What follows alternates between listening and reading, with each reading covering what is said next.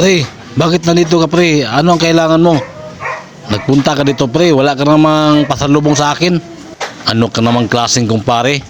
Kahit isang buti lang, hindi ka naman makabili. Pag akong mayroong pera, bibilihin kita ng 2 buti. Pasensya na ka pre, hindi pa dumating yung pera ko na allowance ko, yung sleeping allowance at saka standby allowance. Noon ka pa pre, hindi na ako maniniwala sa'yo. Kahit may tinangay ka na, para kang uwak pa rin. Uwak pa rin.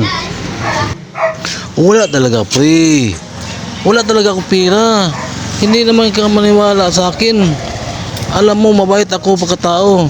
Magsasabi ako ng totoo. Bakit nandito ka? Anong kailangan mo sa akin? Hihingi ka naman ng pera sa akin? Wala naman akong pera ngayon. Pareha tayong dalawa.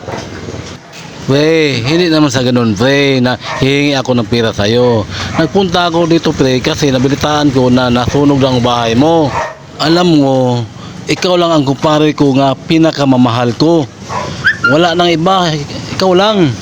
Tara, punta tayo sa CR. Ang dumi. Alam mo naman pre na nasunog ang bahay ko. Magsalita ka pa ng dumi ang CR. Pasensya na pre. Alam mo, ang dami kong iniisip.